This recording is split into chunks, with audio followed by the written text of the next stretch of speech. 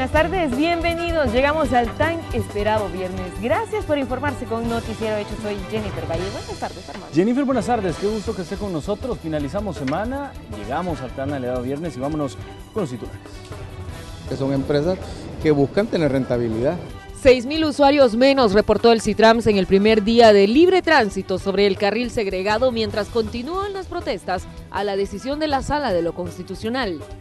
Determina que la caución debe rendirse en efectivo. El expresidente Saca, recluido en el penal de Mariona, tiene complicaciones en su salud, según lo confirmó uno de sus abogados, quien además habló sobre el proceso en su contra y el de la ex primera dama. Algunos tienen escritura, no la pudieron legalizar. Habitantes de una comunidad protestaron a las afueras de la Fiscalía General.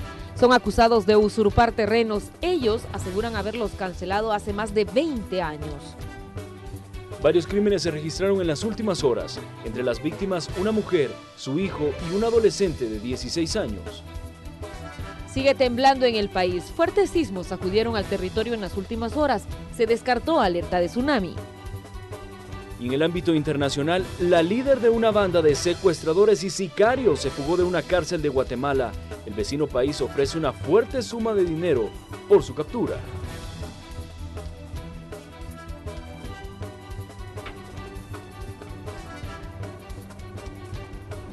Iniciamos con los hechos. Tenemos a nuestros equipos listos para informar sobre las diferentes coberturas periodísticas. Efectivamente, está pues con nosotros Raúl Hernández, ha dado cobertura a diferentes situaciones, además Azucena Sandoval y Celia Mendoza de La Voz de América desde Nueva York. También Antonio Valladares, porque la polémica continúa generando la habilitación del carril segregado del Citrams. Antonio, tú tienes información sobre esta situación, estás en una de las estaciones, coméntanos cuál es el panorama. Adelante. Adelante.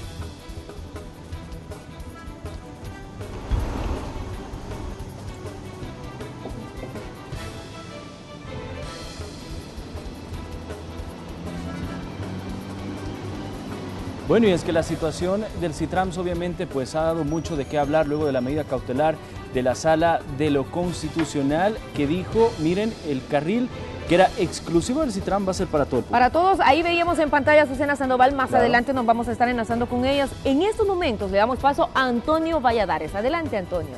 Adelante, Antonio, bienvenido.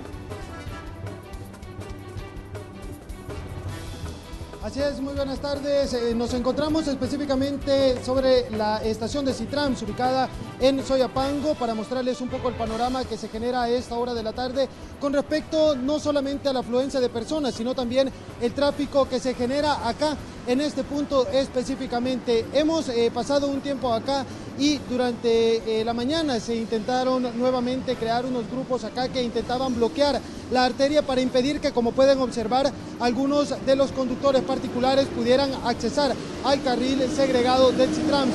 Posteriormente ellos se retiraron y todo volvió a la normalidad y todo desde ese momento ha estado funcionando hasta como en este momento lo pueden observar ustedes. Vamos a mostrarles un poco las imágenes que se generan. Es poca la afluencia de personas a esta hora de la tarde y es precisamente en torno a eso que se pronunció este día el viceministro de Transporte, ya que según informaron al menos 3.000 usuarios habrían dejado de utilizar el transporte del Citrams, esto debido a los inconvenientes que podrían surgir luego que la Sala de lo Constitucional diera el paso para que las personas o los conductores particulares pudieran ingresar al carril segregado. Nuestro compañero Néstor Hernández, de hecho, estuvo presente ahí y nos preparó un material. Veamos a continuación la información que nos presenta Néstor Hernández.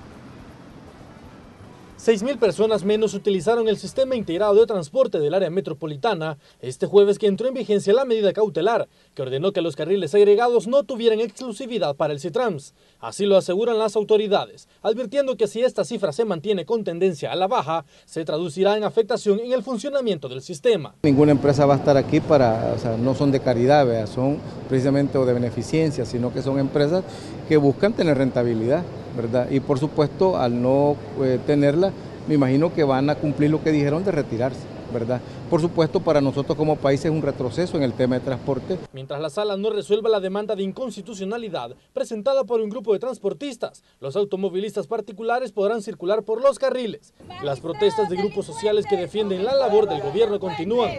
Magistrados delincuentes. con el pueblo ya no cuentes. Este viernes se concentraron en el Monumento a la Constitución para lanzar una campaña en contra de los magistrados de la Sala.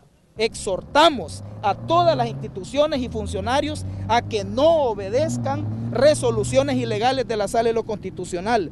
Los obliga a hacer esto el artículo 235 de la Constitución. Entre los manifestantes también se encontraba un funcionario público. El viceministro de Políticas de Salud, Eduardo Espinosa, se unió a la concentración porque considera que la medida incluso afectará la salud de la población. Mi papel acá es hacer conciencia sobre que esta sentencia afecta el derecho a la salud de la población. Eso debe tomarlo en consideración tanto la población como el personal de salud, como los magistrados de la sala. Las medidas que la población y las organizaciones populares puedan tomar para hacer valer esos derechos va a depender de las definiciones o determinaciones que tome la sala. El retraso promedio de las unidades del Citrams es de 25 minutos desde Soyapango hacia la Plaza Salvador del Mundo, con la utilización de los carriles de los vehículos particulares. Según autoridades de transporte, la institución mantendrá las labores de monitoreo con apoyo de la Policía Nacional Civil para verificar el cumplimiento de esa medida cautelar. Con imágenes de Gerson López, este es un reporte de Néstor Hernández. Así es, eso es lo que sucedió este día en la mañana. Como vemos, ya las autoridades empezaron a pronunciarse respecto a esta medida cautelar que dio paso la Sala de lo Constitucional. Pero nos encontramos precisamente con uno de los usuarios del Citrams, él es Milton Canjura. Don Milton, nos informaba que usted no utiliza todos los días el Citrams, pero quería comprobar qué tan viable era utilizarlo con esta medida cautelar que emitió la Sala de lo Constitucional. ¿Qué es lo que usted ha podido observar? Quisiéramos saberlo de primera mano. Pues sí, yo lo que quería es corroborar a ver si los tiempos estaban igual que antes, porque de aquí yo tenía mi tiempo medido de aquí al Salvador del Mundo o al quirúrgico, ¿verdad? Y lo he verificado después de esta medida que han tomado, ¿verdad? Y veo que los tiempos no han variado. Así es que si necesito una cuestión de un viaje urgente, pues siempre está el Citrams, porque los tiempos me dieron igual que antes. Entonces yo estoy de acuerdo, bueno, el cambio que han hecho, porque ayer lo utilicé en mi vehículo y pasé luego también y toda cuestión. Yo pienso que está bien, media vez no metan ni buses, ni microbuses, ni camiones. Ahí sí, estoy totalmente de acuerdo, porque lo que he corroborado ayer en mi carro y hoy en el Citrams, los tiempos están bien, siempre se puede avanzar acá con esto. Bien, muchas gracias, don Milton, muy amable por su tiempo. Bien, esa es parte de las opiniones que surgen y como ya vemos, don Milton no solamente es usuario del Citrams, sino que también ayer tuvo la oportunidad de transitar acá como un conductor particular, como todas las demás personas. Vean a continuación, esa es la imagen con el sentido que va de Soyapango hacia San Salvador. Ese es el tráfico vehicular que se genera a esta hora de la tarde, totalmente fluido, tanto en el carril que va del Citrams como para las personas que van ya en los carriles habituales. Vamos a intentar hablar con una de las personas que se encuentran acá esperando el transporte del Citrams para obtener su reacción también en torno a esta medida. Buenas tardes, bienvenido a Noticiero Hechos en Vivo. Solo quisiéramos saber cuál es su opinión respecto a la medida que han emitido la Sala de lo Constitucional y si ha notado algún cambio en el tiempo que usted se tarda en trasladarse desde este punto hacia donde usted se dirige. No, realmente es el primer día que hago uso después de la medida. Vamos a probar cuánto tiempo nos llevamos y después vamos a vertir opinión. Porque es primera vez, no puedo vertir opinión si está bien o está mal, porque es primera vez desde que lo tomaron esta medida. ¿Tiene usted un cálculo de cuánto se tardaba antes en trasladarse de acá hacia el punto al que usted va? Sí, aproximadamente 20 minutos. Yo estaba satisfecho con el tiempo que me tardaba. Pues ahora vamos a comprobar cuánto nos estamos tardando nuevamente. Bien, muchas gracias, muy amable por su tiempo. Bien, otra de las opiniones, personas que ya este día se animaron a utilizar nuevamente el Citrams. Recordamos ayer todavía había mucha incertidumbre respecto a esto. Compañeros, no sé si tienen alguna pregunta. Perfecto, completo reporte, Antonio, gracias. Buenas tardes. Antonio, gracias, buenas tardes. Ahora queremos darle la bienvenida a Azucena Sandoval desde el Boulevard de los Héroes, y es que empresarios del transporte, quienes desde un inicio mostraron su descontento al proyecto del Citrams, piden al gobierno una mesa de diálogo urgente para abordar el tema del transporte en el área metropolitana. Como lo decíamos, la periodista Azucena Sandoval nos tiene detalles al respecto. Buenas tardes, Azucena, adelante. Así es, muy buenas tardes. Un llamado precisamente están haciendo los transportistas, ya que ellos aseguran es la oportunidad precisamente para tener un proyecto que beneficie a la población. Vamos a escuchar más detalles en la siguiente nota que les he preparado. La medida cautelar, en efecto, lo que ha hecho es beneficiar a toda la población del área metropolitana de San Salvador. Es solo parte del análisis que los agremiados a la Asociación de Empresarios de Autobuses Salvadoreños, AEAS, y Rutas Unidas hacen luego que el carril segregado del Citrams perdiera exclusividad tras la decisión de la Sala de lo Constitucional, proyecto que jamás ha estado en riesgo, dicen. Operativamente hablando, la medida cautelar no ha ocasionado o generado el caos que se esperaba. La afectación ronda entre unos 5, 10, máximo 15 minutos, operativamente hablando, para la flota, en este caso del Citrams. Esto ha beneficiado en más de 30, 40 minutos al resto de población. Proponen buscar una solución, ya que el uso racional de las vías públicas deben respetarse, y proponen una mesa de diálogo en la que se incluyan a los diferentes sectores relacionados al transporte. Le hacemos un llamado al señor presidente de no tratar de boicotear un proyecto para hacerlo ver mal, para verlo que la sala se equivocó. Hay una cantidad de leyes que podríamos utilizar hoy por hoy para no perder la oportunidad de tener una exclusividad para los usuarios del transporte público, pero eso no significa también dañarle los beneficios que deben de tener el rodado privado. Por ahora la prioridad debe ser la población y no las confrontaciones políticas, dicen. Llaman a hacer un ordenamiento en el área metropolitana. A la vez reiteran que no están en contra del Citrams, sino del proceso con el que se ejecutó la obra. La historia nos está dando la razón. Nosotros dijimos desde un principio de que este proyecto era inconstitucional. No le echemos más leña al fuego. Queremos resolver en base a derecho. Estos transportistas esperan tener una respuesta positiva ante la convocatoria hecha para el próximo lunes a las 10 de la mañana en las instalaciones de la Procuraduría para la Defensa de los Derechos Humanos y abordar todos estos temas. Compañeros, con esto regreso la señal. Buenas tardes. Azucena Sandoval, gracias por tu reporte. Las autoridades del Viceministerio de Transporte analizan una propuesta del Ejecutivo con la que se busca lograr horarios escalonados para agilizar el paso vehicular, principalmente en el Boulevard del Ejército. Veamos. La habilitación del carril exclusivo del Citrams a todos los automovilistas ha puesto en perspectiva una vez más los problemas de tráfico en diferentes puntos de San Salvador. Ante esto, las autoridades de gobierno analizan una propuesta de horarios escalonados para reducir el tráfico en horas pico. El viceministro de Transporte sostiene que una de las opciones podría ser que los estudiantes ingresen a clases a las 7 de la mañana, empleados públicos a las 8:30 y el sector comercial a las 9. Hemos recibido la instrucción también del presidente este día de trabajar para la implementación de los horarios escalonados, de tal manera que la hora pico se nos pueda diluir y eso nos permita administrar de mejor forma el tráfico sobre las diferentes arterias de San Salvador, pero también sobre el Boulevard del Ejército.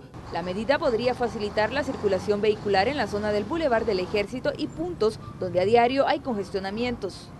Usuarios del Citrams dan el beneficio de la duda a un proyecto de este tipo. Es que congestionaría, considero que sí. La verdad es que hay que probar, ¿verdad? Yo creo que tal vez, ¿verdad? Porque por lo menos ahorita hemos venido más despacio que los del otro carril. Tendrían que probar para ver si se puede, porque creo que están circulando más allá que aquí de este lado. Podría ser que sí, ayudaría un poquito. Meses atrás, ante los congestionamientos, se habló también de implementar una medida que ya funciona en México. Los vehículos placas pares circulan un día y los impares otro día. Pero hasta ahora eso se quedó solo a nivel de proyecto. Autoridades aseguran que algunas restricciones en el carril segregado pueden beneficiar y hacer más fluida la circulación por la zona, como la prohibición del paso de transporte de carga y de uso colectivo. En el Boulevard del Ejército diariamente transitan miles de automovilistas. El dispositivo de seguridad puesto en marcha entre tránsito y los gestores funcionó. Con imágenes de Verábalos, un informe de Kelly Ábrego. En más hechos, 3 personas lesionadas dejó un accidente de tránsito. Esto se registró sobre el Boulevard Venezuela.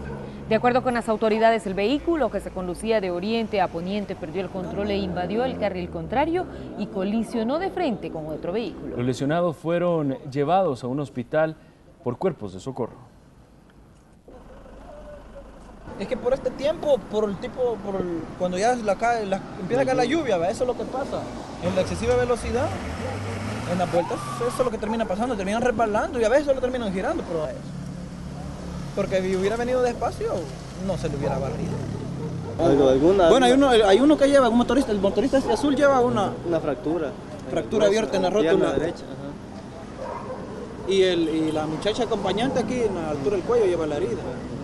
Mire, y el otro en el rostro tiene las lesiones, en el rostro y en la cabeza. Por varias horas estuvo cerrada la Quinta Avenida Norte en Mexicanos, luego que un conductor se estrellara con un poste del tendido eléctrico para luego darse a la fuga. El poste prácticamente quedó en el aire. Algunos cables se podrían observar teniendo sobre la vía, lo que según las autoridades representaba un riesgo para los conductores y la gente que pasaba por la zona. Las cifras de accidentes de tránsito proporcionadas por el Viceministerio de Transporte, actualizadas hasta el 11 de mayo, indican que ya se registraron 7.838 accidentes de tránsito. Como resultado, se tiene 3.464 personas lesionadas, estamos hablando de un 2.8% menos en 2016. Además, 541 fallecidos, un 2.2% menos respecto al mismo periodo del año anterior. El Consejo Nacional de Seguridad Vial realizó un foro para debatir junto a la Policía Nacional Civil, Ministerio de Salud y Viceministerio de Transporte la necesidad de respetar las normativas de tránsito en un país que reporta un promedio de 3.5 personas fallecidas por día en accidentes de tránsito. Esta actividad se desarrolla en el marco de la 4ª Semana Mundial de la Seguridad Vial.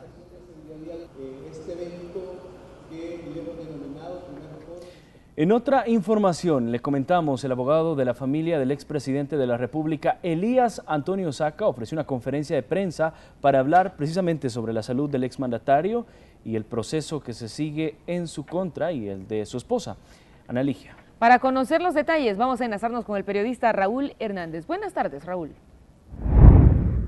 Así es, muy buenas tardes. Ya como lo comentaba Armando, este día el abogado defensor de la familia del expresidente Elías Antonio Saca ha brindado una conferencia de prensa. Hizo referencia tanto al proceso judicial que enfrenta Ana Ligia como el expresidente Tony Saca. En el caso de Ana Ligia hizo 3 solicitudes concretas. 1 es que se ratifique que ella continúe el proceso en libertad. 2, que la fianza de $250.000 se reduzca en ese caso a $20.000. Y la tercera solicitud que hizo es que esta fianza se pueda pagar de otra manera y no solamente en efectivo, podría ser bienes o tal vez con un seguro. Escuchemos qué fue lo que nos dijo. Se rindió hace varias semanas una fianza y con ello se cumplía la condición impuesta por el Honorable Juzgado de Paz. Eso se hizo hace varias semanas, pero resulta que el Honorable Juez de Instrucción solicita una aclaración al Juzgado de Paz y determina que la caución debe rendirse en efectivo. Una fianza es una fianza, los efectos son exactamente lo mismo. De ahí que por el principio de seguridad jurídica de la niña Ligia, es que solicitamos con el mayor de los respetos una pronta decisión de la Cámara con aptitud legal para conocer de este caso con exclusión de otros. En el caso del expresidente Elías Antonio Saca, el abogado defensor habló de complicaciones médicas que tiene el exmandatario que guarda prisión en el penal de La Esperanza, mejor conocido como Mariona. Incluso tiene 2 padecimientos médicos, los cuales no quiso revelar. Veamos. Se encuentra el sector 9, no es el que los medios de comunicación, con el mayor de los respetos se los digo, han descrito, ¿verdad? Él no está en un palacio, ¿verdad? Eso no es así, eso no es cierto. Resulta de que han tenido problemas incluso con el agua, al punto que se le ha solicitado al director de centros penales que autorice que les vendan agua, entre otros problemas delicados. Ese sector no es un sector como se ha descrito, eso sí, se lo digo con el mayor de los respetos. También el abogado manifestó que el expresidente Elías Antonio Saca ha bajado considerablemente de peso debido a esta prisión que está aguardando él en el penal de Mariona. Más información en la emisión estelar Noticiero Hechos. Compañeros. Raúl, una consulta. En el caso, por ejemplo, de la empresa que lidera el expresidente de la República, Elías Antonio Saco, que lideraba, ¿qué va a suceder? ¿Continúa siempre funcionando o no? Continúa siempre funcionando, pero recordemos que varios de los bienes, la mayoría de los bienes fueron congelados. Sí. Incluso quedó como representante legal uno de los familiares del expresidente Elías Antonio Saca. Si recordamos también que durante la audiencia inicial que se desarrolló fue representante para que pudiera seguir funcionando estos medios de comunicación. Se hablaba incluso del peligro de que quedaran sin empleo al menos 300 familias. Exacto. Como trabajan en estos medios de comunicación. Estos continúan funcionando y de acuerdo el abogado sí tienen complicaciones, por lo menos debido a todo este proceso judicial que están enfrentando. Perfecto. Bueno, Raúl, te agradezco por tu reporte. Vamos a estar pendientes. Gracias. Buenas tardes, Raúl. Y sobre este caso, la Fiscalía General de la República tendrá 6 meses para continuar las investigaciones y poder sustentar la acusación en contra del expresidente de la República, Elías Antonio Saca, y 6 exfuncionarios procesados por los delitos de lavado de dinero, peculado y agrupaciones ilícitas. Los acusados deben permanecer en prisión hasta que concluya ese plazo y enfrenten una audiencia preliminar. El plazo de instrucción vencía el próximo 31 de mayo, pero la Fiscalía presentó un escrito al Juzgado Cuarto de Instrucción de San Salvador solicitando más tiempo porque aún no ha finalizado las diligencias correspondientes. Hacemos nuestra primera pausa. Cuando volvamos, el presidente del Tribunal Supremo Electoral arremetió contra algunos magistrados que prevén un caos en las próximas elecciones. Ya venimos. Como le comentábamos antes de ir a la pausa, en la entrevista de Hechos AM, el presidente del Tribunal Supremo Electoral llamó apocalípticos y aves de mal agüero a quienes predicen un caos total en los próximos comicios del 2018. Este es un protocolo. De entrada lamentó las críticas surgidas por sus mismos compañeros magistrados del TSE, quienes han puesto en tela de juicio que los resultados de las próximas elecciones de alcaldes y diputados se conozcan el mismo día. Un llamado a no confiar en los falsos profetas, ni en los apocalípticos. Reconoció que parte de la incertidumbre y la amenaza de caos proviene por el recorte de más de 14 millones de dólares en el presupuesto. Dijo no podrán realizar elecciones de altura, tal como fue planificada, y aquí ejemplifica con todo y saludo para su cocinera. No, esto es como ir a comer, y de repente usted quiere ir a un restaurante en donde puede pedir mariscos, cóctel de mariscos, incluyendo langosta. Pero hay otro restaurante en donde usted puede pedir pollo encebollado y es muy bueno, y un restaurante, pero hay otro también en donde usted puede ir al mercado San Miguelito, que por eso saluda a la señora donde tomo la sopa de res, y ese es más barato. Entonces no vamos a comer langosta, pero sí habrá pollo encebollado o bistec encebollado, eso sería. Otro problema que podría afectar estas elecciones es el voto cruzado, mecanismo que le impide por hoy al TSE dar los resultados a tiempo. Es que si usted le quita el tema de voto cruzado, nosotros transmitimos si quiere resultados en 2 horas después de la elección, como lo hace Guatemala, como lo hace Taiwán, como lo hace Corea, etcétera, etcétera. Aún Corea, con esa tecnología no se tarda 2 horas, y las papeletas son del tamaño de un billete. El magistrado presidente dijo que debido al bajo presupuesto se han visto obligados a buscar donaciones. El primero en apoyar ha sido Corea, que ha donado más de 1.800 escáneres que servirán para procesar las actas y así trasladar los datos al centro de procesamiento del TSE. Se espera que la próxima semana viajen 3 ingenieros para capacitarse gracias a ONG Web. Seguimos hablando de temas políticos. El Partido Arena firmó un hermanamiento con el Partido Unionista de Guatemala con el objetivo de conformar una red de intercambio de experiencias, ideas y, por qué no, procesos de preparación para la militancia de ambas instituciones que comparten la misma ideología política. El Partido Unionista de Guatemala es un partido de derecha que surgió del seno del Partido de Avanza Nacional, el PAN, y se considera nacionalista, democráticos y republicanos. Partidos políticos. ¿Qué esperamos nosotros de este acuerdo? Bueno, el poder compartir prácticas, el poder compartir conocimiento, el poder compartir experiencias, tanto de gobiernos municipales, que como ya mencionábamos, tenemos nosotros muchas alcaldías a través de los cuales llegamos a millones de salvadoreños, y el Partido Unionista, al igual que los demás partidos miembros de la UPLA, tienen también muchas experiencias de las cuales nosotros podemos aprender.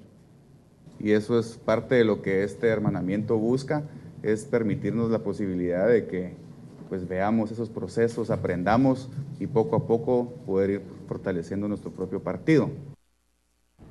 Con 10 días de música celebrará la Embajada de Estados Unidos el Día de la Amistad entre El Salvador y la nación norteamericana. Hoy anunciaron el Festival de la Amistad en Acción. Más detalles con la periodista Raquel Herrera en el siguiente enlace. Raquel, bienvenida. Así es, Jennifer y Armando, muy buenas tardes. Con 6 conciertos en diversas zonas del país, en municipios priorizados por el plan El Salvador Seguro, la Embajada de Estados Unidos conmemorará el Día de la Amistad entre el país y la nación norteamericana, donde el eje principal, dice la embajadora de Estados Unidos, Jean Mace, será la prevención de la violencia. ¿Qué dijo sobre este tema? A continuación, sus palabras. Y como ustedes saben, estamos invirtiendo mucho en las instituciones de este país, como la Fiscalía, como la Policía, pero también una parte esencial y importante es la prevención. Y eso es una parte de eso, apoyar a los jóvenes y dar otras oportunidades, otros sueños y otro futuro. Y en eso estamos empezando esta serie de conciertos, y yo voy a decir dónde vamos a estar.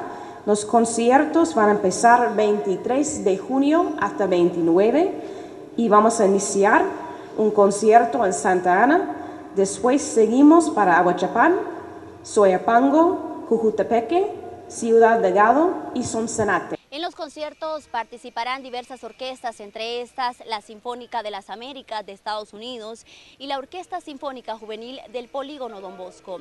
La importancia, dicen las autoridades, es que los jóvenes participen y se involucren en temas positivos que los alejen también de la violencia. Este afán, este empeño, este coraje, esta valentía de la señora embajadora, si no hubiera sido así, no lo hubiéramos logrado. Muchísimas gracias por tomarse en serio estas cosas. Los que ganan son nuestros muchachos.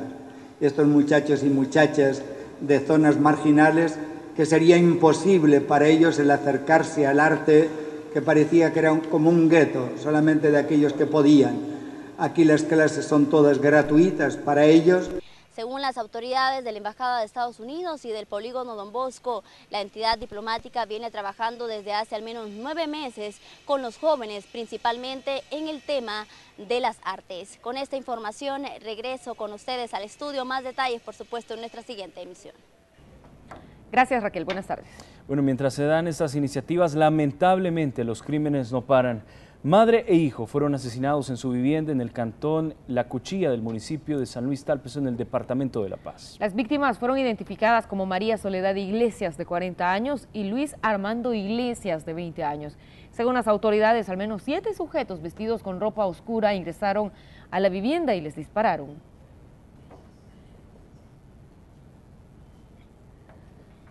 En más hechos violentos, un menor de 16 años fue asesinado, esto al interior de su vivienda ubicada en la colonia 1 de enero de San Salvador. Junto a la víctima se encontraba una mujer de 33 años en estado de embarazo, quien resultó herida y fue trasladada a un hospital. Varios sujetos le hacen varios disparos de arma de fuego a la víctima, producto del cual fallece en el momento. Encontraban acá en la entrada del pasaje y es donde los sujetos los intersectan y le hacen los disparos de arma de fuego. Y al menos 2 toneladas de droga valoradas en $50 millones fueron destruidas en Ilopango. Veamos.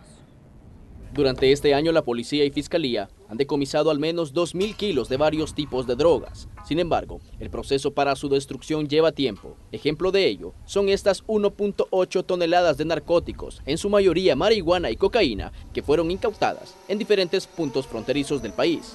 Después de 6 meses, fueron destruidos por las autoridades en Ilopango. El valor al cual asciende el valor comercial de ese tipo de droga es de más de $50 millones. Con este caso también de droga de cocaína se está haciendo la destrucción de más de 32.000 gramos de droga marihuana, que también han sido varias incautaciones que se han dado en la frontera del país, vía terrestre. Es del año pasado, la mayoría de los casos. Es un grupo en conjunto en el cual desarrolla la destrucción. Participa personal de la División Antinarcóticos de la Policía Nacional Civil, personal de la Dirección Nacional de Medicamentos, de la División de Policía Técnica y Científica, también de la Policía y Fiscalía. Y es que El Salvador continúa siendo un corredor de droga hacia México y Estados Unidos. La División Antinarcóticos dice que las personas que trasladaban esta droga que fue incinerada provienen principalmente de países sudamericanos. Los narcotraficantes han cambiado su operación. Antes venían, digamos, en lancha y esperaban que se la recibieran y después llevar. Traen hasta cierto punto y allí pues la desembarcan y la dejan con algunos localizadores, las cuales después las personas que para quien va la recogen y la llevan. La mayoría ecuatorianos y colombianos. En las últimas semanas, las autoridades han destruido al menos 125 millones de dólares en ese tipo de ilícito. Con imágenes de Gonzalo Tejada, informó Inmar Batres. Cambiamos de tema. Habitantes de una comunidad de Panchimalco protestaron a las afueras de la Fiscalía General. Son acusados de usurpar terrenos. Ellos aseguran haberlos cancelado hace más de 20 años.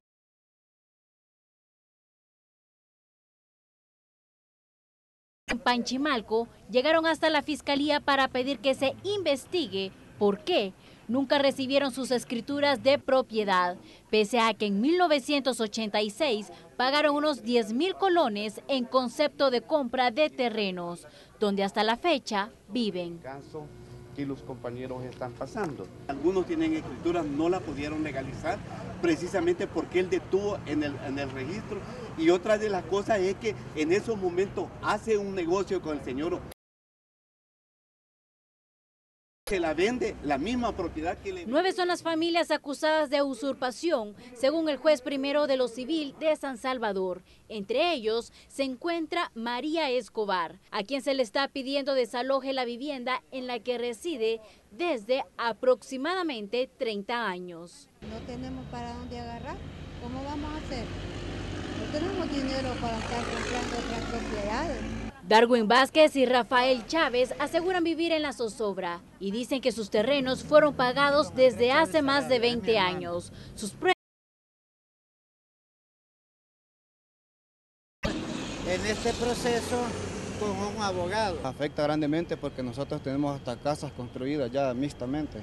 El pasado 21 de febrero, los habitantes de la comunidad también salieron a las calles para impedir que los desalojaran.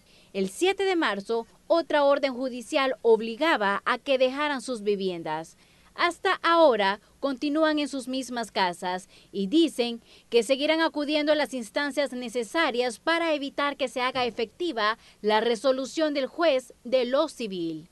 Con imágenes de Roberto Martínez, este es un informe de Marcela Rivera. Y ponga mucha atención a la siguiente información. Para evitar ser víctima de estafa, las autoridades alertan sobre una manera en la que bandas criminales que operan desde Guatemala pueden hacerle creer que es ganador de premios solo para robar su dinero. Muchísimo cuidado, ponga atención.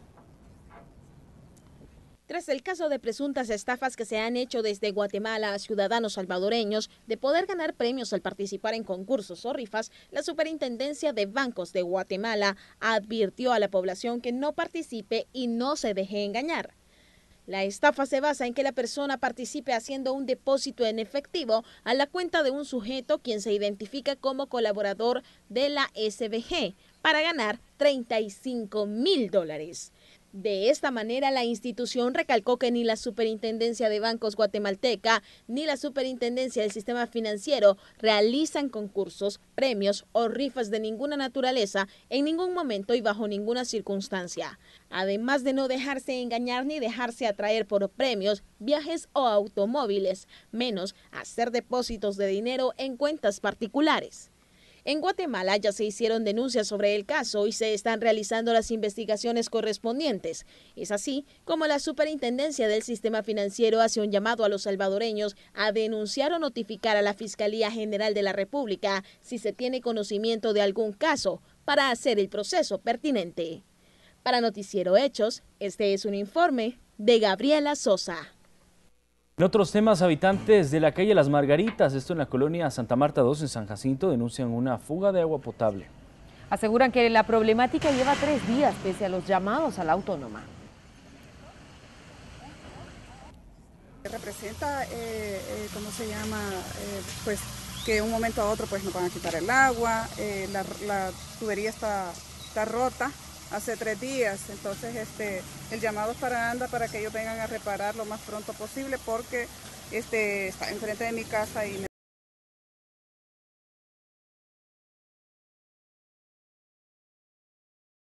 en nuestras redes sociales. Nos encuentra como Noticiero Hechos. Ahora damos paso a Linda Cruz para que nos cuente cómo estarán las condiciones del clima. Adelante. Linda, bienvenida. Buenas tardes, compañeros. Así es importante conocer la información climática, sobre todo porque ya iniciamos fin de semana y muchos están planeando qué van a hacer. Aquí tenemos este mapa donde nos indica y nos muestra el panorama del territorio nacional y demás países de Centroamérica. Vemos que el territorio salvadoreño continúa siendo impactado, por supuesto, por el ingreso de humedad y esto ocasiona además cielos nublados que hemos estado percibiendo desde tempranas horas de la mañana, así que atentos porque les comento que la probabilidad de lluvia continúa para este día, específicamente para la zona norte, zona de la cordillera volcánica y también para la zona costera. Recordemos que continuamos siendo impactados por los remanentes de Adrianes, que específicamente se mantiene por el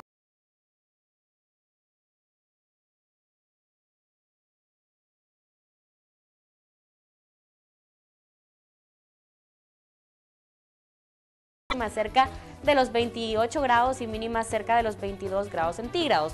Ahora revisamos también el occidente con temperaturas que como máximo rondarán cerca de los 30 grados centígrados y mínimas cerca de los 22 grados centígrados, muy similares también en estas dos áreas del territorio, donde ya cambia un poco, por supuesto, en el oriente, con temperaturas máximas cerca de los 35 grados centígrados y mínimas cerca de los 25, así que a tomar en cuenta esto. Eso nos indica nuevamente altas temperaturas en horas de la tarde. Recuerden que estamos también a pocos días de iniciar con la temporada de invierno, temporada también de lluvias y pues para este fin de semana y esos días continúa la existencia de probabilidad de lluvia, así que atentos a esto, aportar el paraguas para prevenir cualquier incidente también y evitar cualquier tipo de resfriado. De lo contrario, usted ya puede hacer sus planes para el fin de